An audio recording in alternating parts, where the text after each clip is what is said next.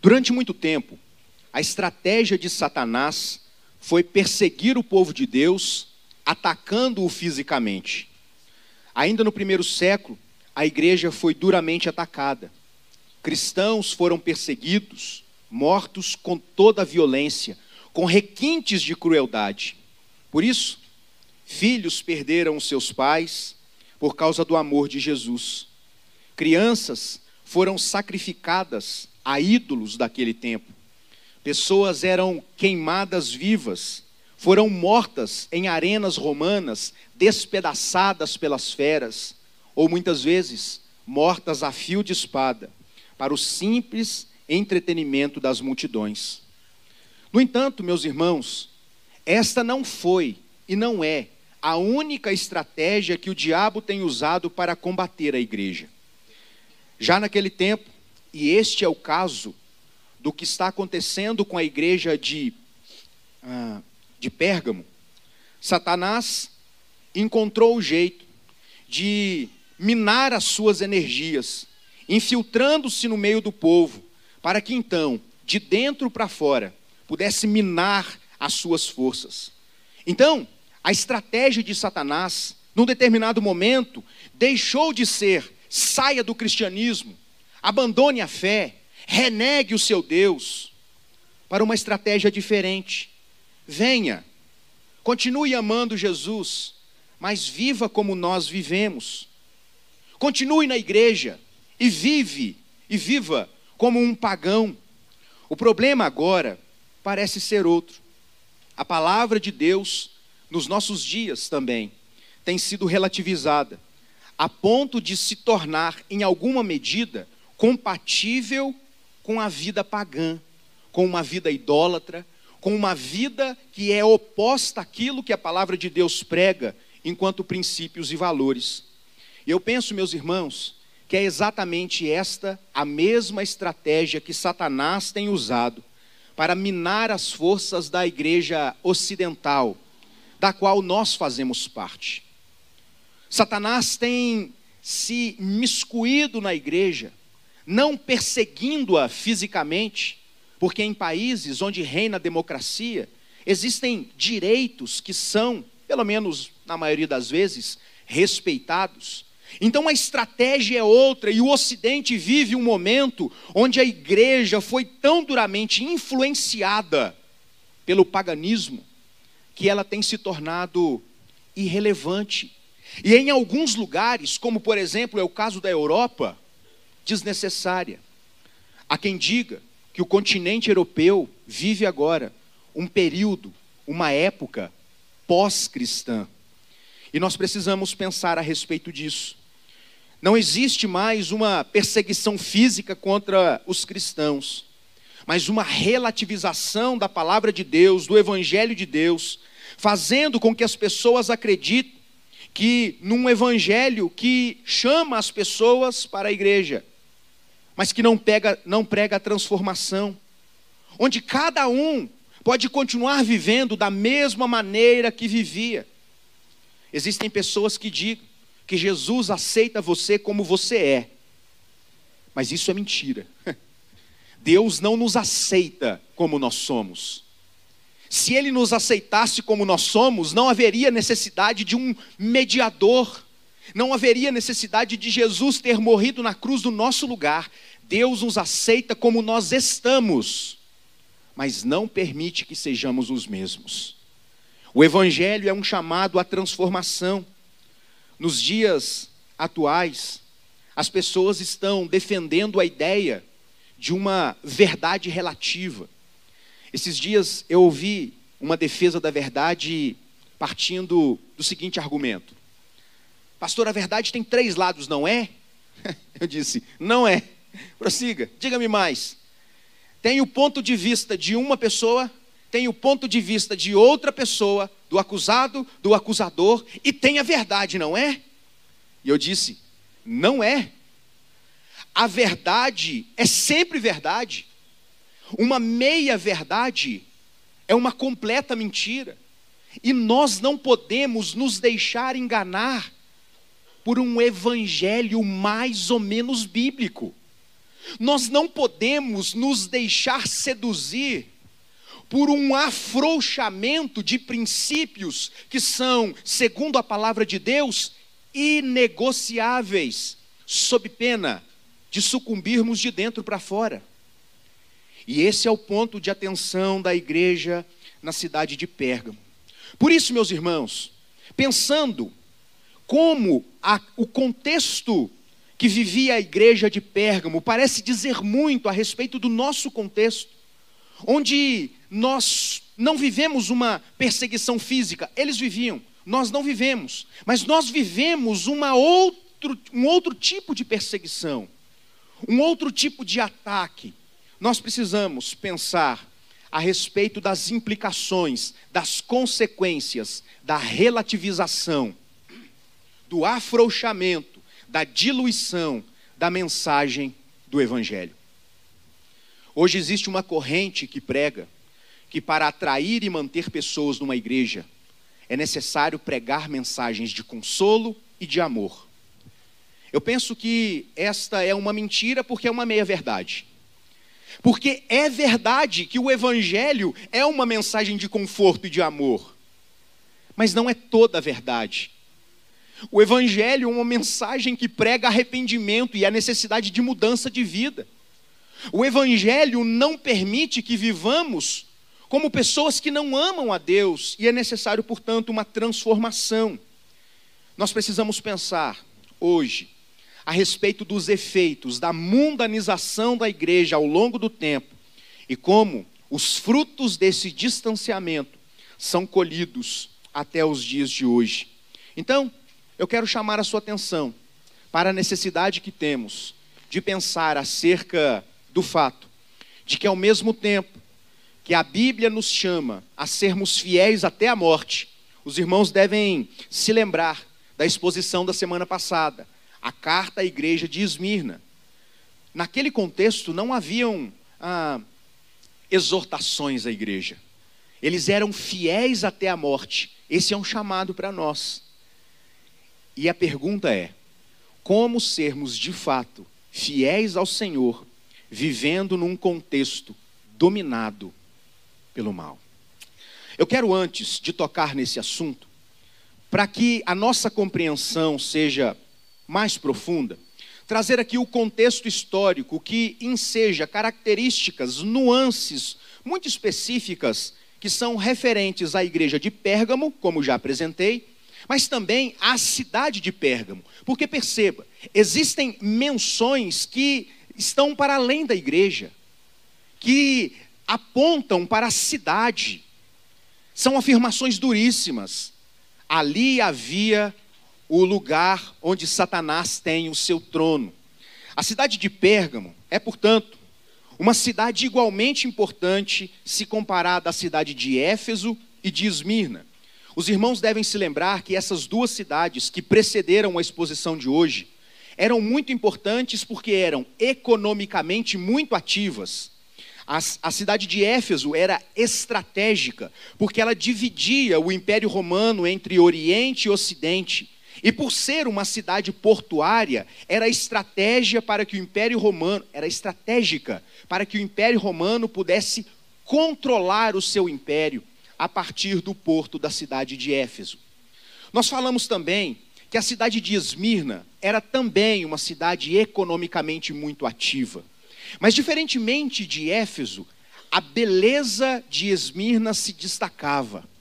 Era uma cidade belíssima, com templos muito bonitos, construções muito bonitas, e era também uma cidade portuária. Por isso, uma cidade economicamente muito potente, de uma economia pujante. Agora nós somos apresentados a uma outra cidade, que é também importante, mas não por ser economicamente potente. A riqueza de Pérgamo não estava na sua economia, mas na sua erudição. Pérgamo era a cidade das pessoas mais eruditas. A riqueza de Pérgamo estava justamente em dar atenção para a ciência, e nós veremos que não apenas a ciência, principalmente ciências médicas, mas também ao misticismo.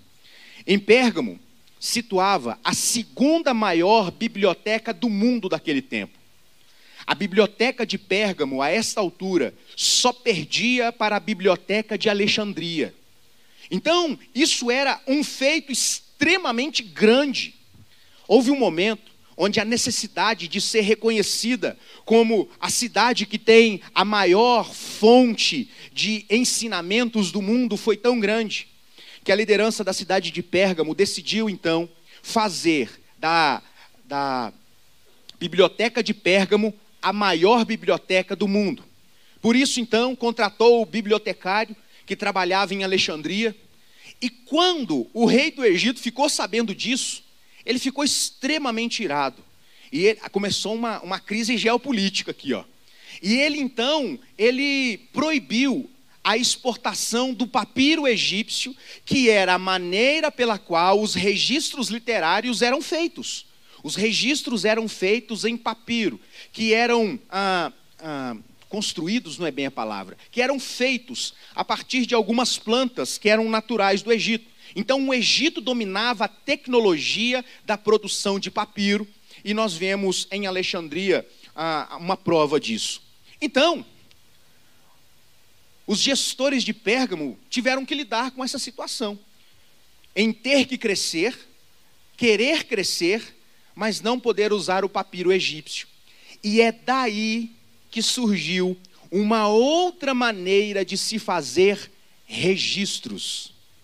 Nasceu então a impressão nos os livros que eram escritos em couro, num couro alisado, que era chamado pergaminho.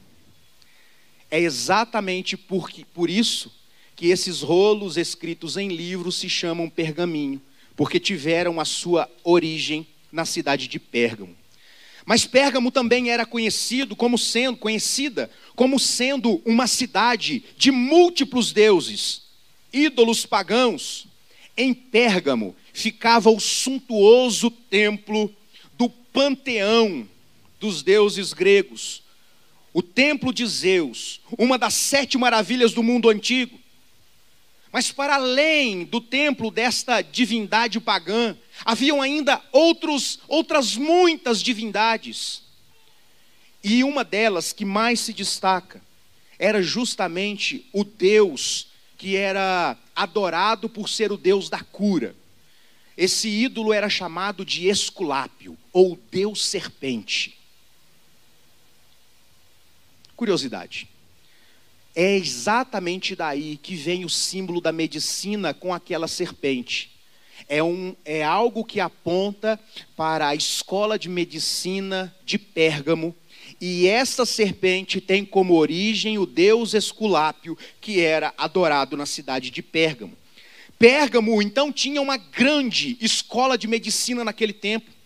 E existiam ainda era uma medicina alternativa, além dos médicos convencionais, existiam os sacerdotes. Então, Pérgamo era onde havia a convergência da ciência com o misticismo, e aquilo se tornava ocultismo. Doentes do mundo inteiro iam para a cidade de Pérgamo para serem curados. E as ciências médicas eram de fato muito boas, mas as curas eram atribuídas a uma ação divina desse deus Esculápio. Em Pérgamo também foi construído o primeiro templo para o imperador. A crença romana dizia que os imperadores, depois que morriam, eles se tornavam deuses, e então eles eram adorados. Foi em Pérgamo que nasceu a adoração de imperadores vivos. Aqui nasceu a crença da adoração de César como sendo o enviado de Deus. Ironicamente, filho dos deuses. E César era adorado com queima de incenso uma vez por ano. As pessoas tinham que ir ali, queimar incenso e dizer: salve César, o Senhor. Com isso, a perseguição física contra a igreja era grande. Muitas pessoas morriam. E o texto nos dá conta que justamente alguém morreu por ser fiel a Deus, porque se recusavam a adorar Zeus, Esculápio, outros deuses, e de maneira pontual ao imperador. Muitas pessoas morreram no primeiro século por se recusar a queimar incenso para César. Então, meus irmãos, nós olhamos para esse texto e nós percebemos que Jesus, ele se revela para cada igreja de uma maneira muito peculiar. O nosso texto começa dizendo que estas coisas diz aquele que tem uma espada de dois gumes. Jesus se apresenta como alguém que há de fazer justiça frente ao paganismo que existia no mundo. Isso nos faz pensar como Jesus faz, em primeiro lugar, um diagnóstico daquela situação. Pense comigo, o texto diz: conheço o lugar onde você mora, que é o lugar onde está o trono de Satanás. Verso 13. Mas sei que você conserva o meu nome e que não negou a fé que tem em mim, mesmo nos dias de Antipas. Antipas aqui é o servo de Deus que morreu por ser fiel. Minha testemunha, meu fiel, que foi morto na cidade de vocês, aí onde Satanás habita. Ao escrever a essa igreja, Jesus faz uma afirmação muito forte: vocês moram onde está o trono de Satanás. Meus irmãos, eu quero chamar a atenção dos presbíteros aqui. Imagine uma reunião do conselho, onde nós estamos discutindo a viabilidade de se abrir uma congregação, ponto de pregação. Nós temos o bairro tal, a cidade tal, e tem a cidade de Pérgamo. O que tem lá? Ué, tem o trono de Satanás. Quando nós olhamos para este relato, a impressão que nós temos é que Pérgamo era o último lugar para existir uma igreja bem-sucedida. Haja vista a influência de Satanás num lugar como esse. É muito interessante que a impressão que nós podemos ter ao ler esse texto é que Jesus está dizendo que em Pérgamo estava o trono de Satanás, a habitação de Satanás, por causa da multiplicidade de templos de adoração pagã que ali existiam. Pode ser que em uma leitura rápida, hoje é comum, né, a molecada fazer leitura dinâmica, leu só mais ou menos e quer sair dando pitaco nas coisas. É muito comum numa leitura mais rápida, quem sabe desatenta ou despretensiosa, nós atribuirmos a estas pseudo-divindades a responsabilidade de ser então os responsáveis por aquele lugar ser o trono de Satanás. Contudo, meus irmãos, eu quero chamar a atenção de vocês para o fato de que não é a isso que Jesus está se referindo. Jesus não está se referindo a Pérgamo num sentido geográfico, num sentido territorial, mas a um sistema que operava em e a partir de Pérgamo, que era anti-Deus, numa linguagem neotestamentária, que era um sistema anticristo, que era contra Deus, que se colocava no lugar de Deus. E na verdade, a compreensão do termo anticristo não é apenas alguém ou um sistema que é contra Cristo, mas é alguém e um sistema que quer se colocar no lugar de Cristo. Meus irmãos, quando Jesus escreve e aponta para que em Pérgamo estava o trono de Satanás, Jesus está apontando para o sistema de governo que operava na mente e controlava a sociedade não apenas de Pérgamo, mas de todos os lugares que recebiam a sua influência. É interessante perceber que ainda no verso 3, Jesus diz que aqueles irmãos, apesar de morar no centro do sistema anti-Deus, anticristo, eles eram fiéis até a morte. Irmãos, perceba como existe aqui uma menção honrosa aos crentes da igreja de Pérgamo, porque eles moravam numa região, eles estavam situados no núcleo do sistema nervoso do sistema que era contra Deus. E o texto vai dizer: sei que vocês conservam o meu nome. Antipas morreu por causa de mim. E eu fico pensando como esta afirmação e esta menção aqui é importante não apenas para fortalecer e trazer esperança ao coração dos crentes de Pérgamo aos seus dias. Eu tenho dito que o livro de Apocalipse foi escrito para nos trazer esperança pela vitória de Cristo, que deve nos trazer esperança e alegria, porque confiamos em um Deus vitorioso, deve trazer ânimo ao nosso coração.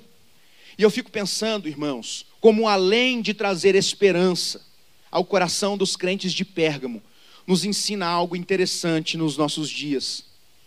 A igreja de Pérgamo estava vivendo num contexto de grande pressão, opressão, tribulação, tentação, tudo isso junto. Mas apesar de viver naquele contexto, ela se mantinha fiel até a morte. Apesar da influência do templo de Zeus, a 7ª maravilha do mundo antigo, uma das 7ª maravilhas do mundo antigo, apesar de ter que conviver com a escola de medicina do ídolo Esculápio, o deus cobra, onde era atribuído a ele todas as curas que aconteciam ali, onde o imperador era adorado como se fosse o próprio Filho de Deus, uma afronta direta a Deus, havia naquele lugar, apesar do contexto, uma igreja que era fiel até a morte. Sabe o que isso me ensina? Que nós de fato somos influenciados pelo meio, mas diferentemente do que alguns afirmam, nós não somos definidos pelo meio onde nós estamos inseridos. O meio que nós estamos inseridos pode nos influenciar, mas não necessariamente definir quem nós somos. É possível ser diferente num contexto de iguais. E é isso que nós estamos vendo aqui. Todo mundo adora Zeus, Esculápio, o imperador. Mas tem uma igreja ali que adora ao Senhor. Então não use o sistema como justificativa para manter o seu pecado. Porque todo mundo faz. Porque todas as igrejas apelam para isso. Nós podemos e devemos nos manter firmes ao Senhor, mesmo vivendo num contexto de opressão. Nós podemos e devemos. Segundo, um pai da igreja, ele traz um registro muito interessante. Ele é chamado de Tertuliano, período da patrística, no momento pós-apostólico. Pessoas que conviveram com os apóstolos e que conduziram a igreja por algum tempo. Tertuliano, então, ele nos ajuda a entender um pouco a respeito desse personagem chamado Antipas. Então ele nos dá conta de que Antipas foi morto, e de uma maneira extremamente cruel, por ter sido fiel a Jesus. Antipas, que era pastor da igreja de Pérgamo, foi colocado dentro de um touro de bronze. E esse touro de bronze era uma maneira de sacrificar seres humanos. As pessoas eram colocadas dentro de um touro de bronze, e era acendido fogo na barriga desse touro. E as pessoas morriam queimadas e sufocadas pela fumaça do seu próprio corpo que queimava. Antipas foi fiel até a morte, vivendo num contexto de perseguição. Ele foi colocado no lugar mais difícil, e naquele lugar ele não sucumbiu e não negou a sua fé. Em segundo lugar, eu percebo como Jesus está nos comunicando aqui, nesta carta, uma mudança de estratégia. Porque embora, vivendo naquele contexto, a igreja fosse até aquele momento fiel até a morte, o texto vai dizer, versos 14 e 15, tenho porém, ou seja, nem tudo são flores, hein? Preste atenção. Tenho porém contra vocês algumas coisas.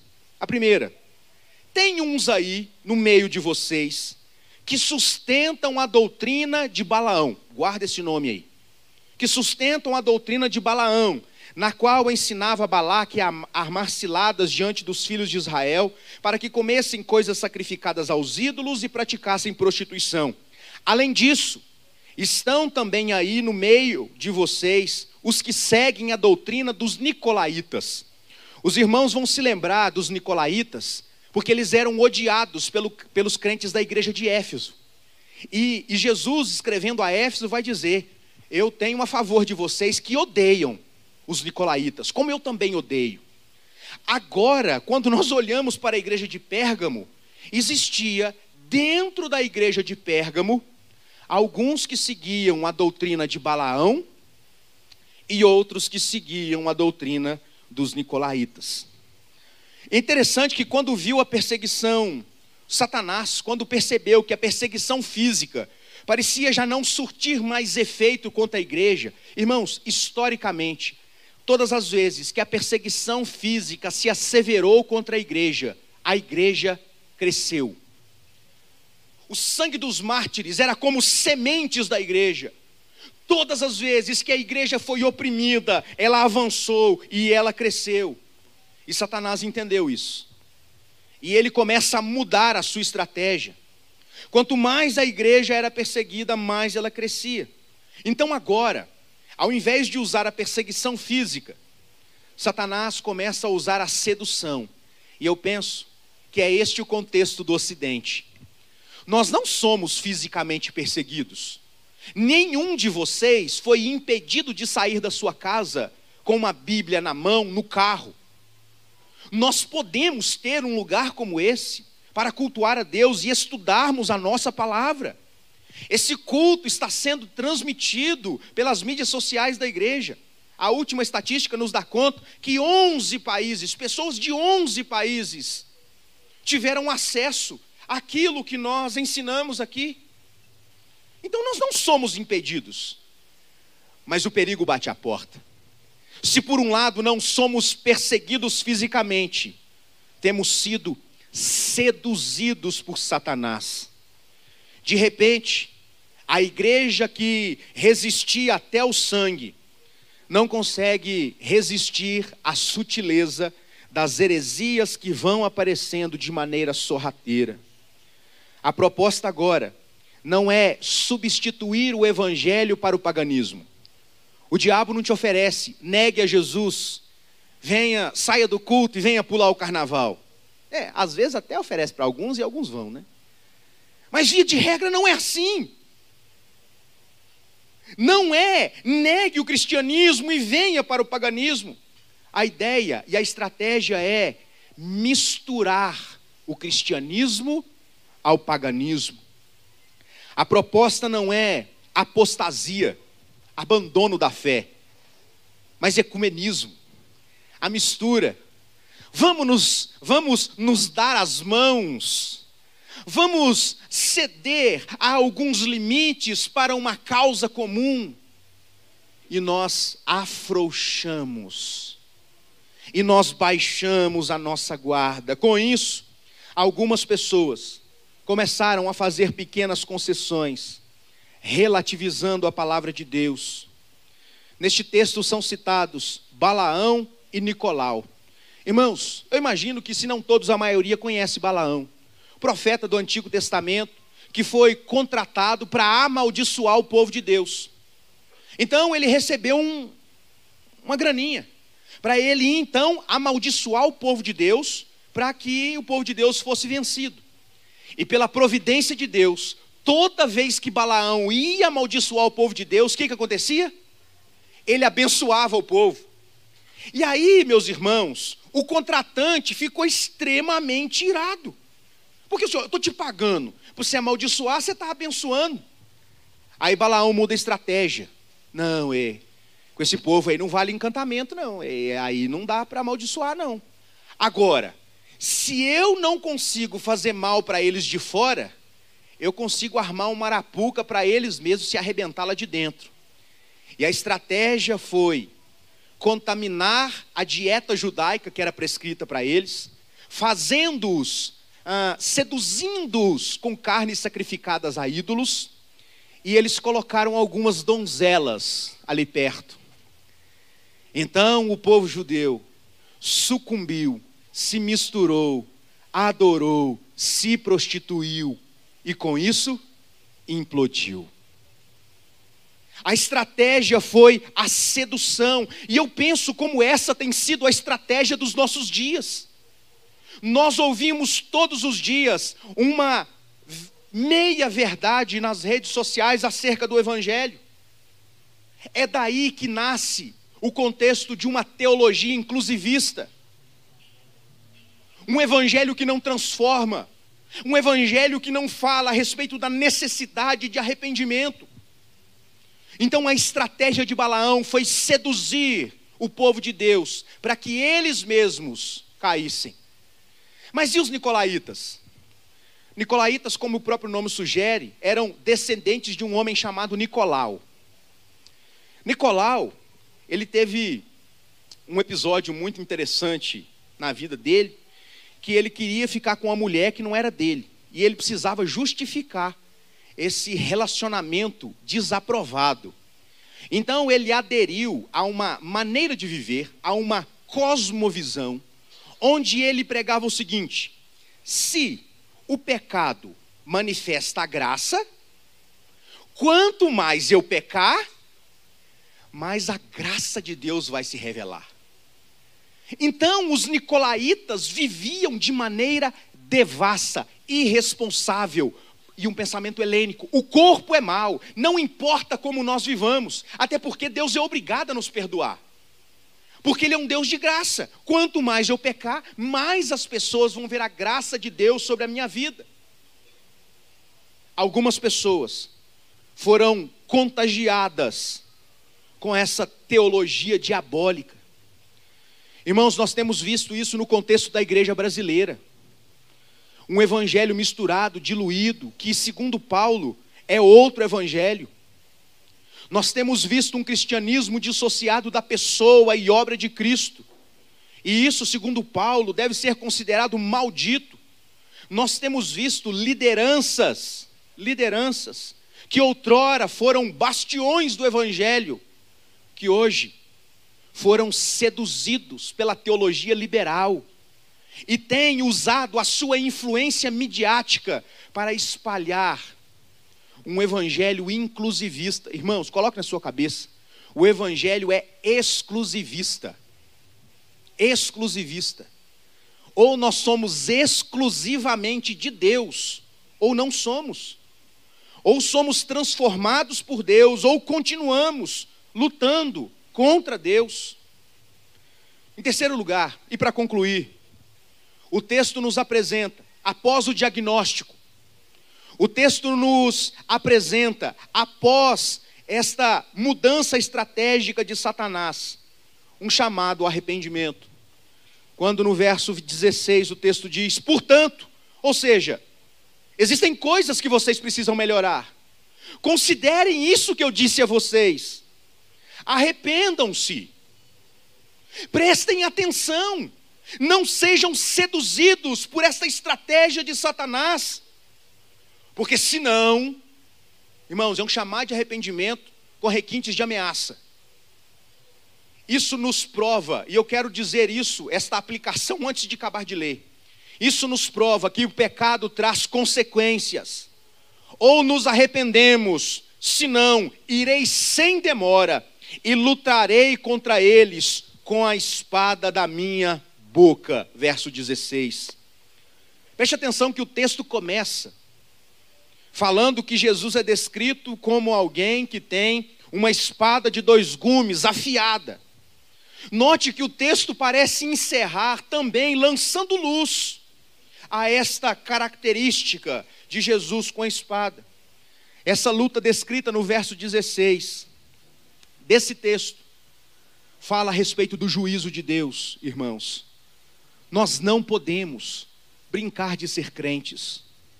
Nós não podemos ser mais ou menos crentes. Eu ouvi falar do crente domingueiro. É o crente que é domingo, que é crente no domingo. De segunda a sábado, vive como se não conhecesse a Deus. Mas no domingo se reveste de uma característica cristã, como se isso agradasse a Deus. Meus irmãos, momentos como esses são valiosos para nós. São valiosos. Mas a nossa vida acontece todos os dias. Nós precisamos ser cristãos autênticos. E perceba, mais uma vez, eu não estou falando de perfeição, mas da luta contra o pecado, não apenas aqui, mas é a partir daqui.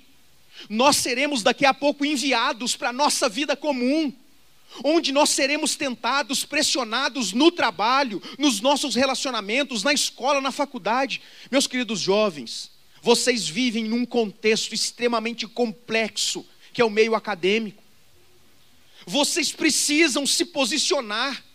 As pessoas precisam saber a quem vocês servem, sob pena de sermos coniventes com os nicolaítas e com aqueles que advogam a teologia de Balaão. Embora nem toda a igreja tivesse sido contaminada, perceba, Jesus está dizendo, tem alguns, não era toda a igreja de Pérgamo que estava contaminada. Embora nem toda a igreja tivesse sucumbido a este liberalismo teológico, o chamado ao arrependimento é para toda a igreja. E talvez você se pergunte, pastor, mas por quê? Se foi meia dúzia aqui que está vivendo de maneira errada diante de Deus, e Deus está pedindo para todo mundo se arrepender? Irmãos, eu penso que isso traz uma lição muito importante para nós. O pecado precisa ser não apenas apontado, mas tratado. E sempre que não agimos assim, nós nos tornamos cúmplices com o paganismo que está sendo inserido no meio da igreja, onde o pecado não é biblicamente condenado e tratado, ele é estabelecido. E por isso aquela igreja precisava se arrepender. Quando nós não nos posicionamos frente aos ataques do Satanás, quando nos calamos, quando deveríamos falar, nós nos tornamos cúmplices destas concessões que acabam se instalando no meio da igreja. Eu quero concluir chamando a atenção dos irmãos para o fato de que a carta à igreja de Pérgamo diz muito a respeito de nós, igreja brasileira. Nós precisamos, meus irmãos, nos voltar, nos manter firmes na palavra de Deus, porque ela é quem de fato nos mantém de pé. Nós precisamos olhar para essa carta e avaliar, e esta é uma reflexão que faço para nós aqui. Nós precisamos olhar para a mensagem dessa carta e avaliar. Se Jesus escrevesse para nós hoje, como escreveu a igreja de Pérgamo, que tipo de igreja nós seríamos? Nós precisamos olhar para dentro do nosso coração e perceber como nós temos nos relacionado com Deus. Para o que as nossas atitudes de maneira concreta está apontando? Meus irmãos, que Deus nos ajude a não cairmos na tentação de relativizarmos a palavra de Deus, para que não relativizemos a malignidade e as consequências que o pecado traz consigo.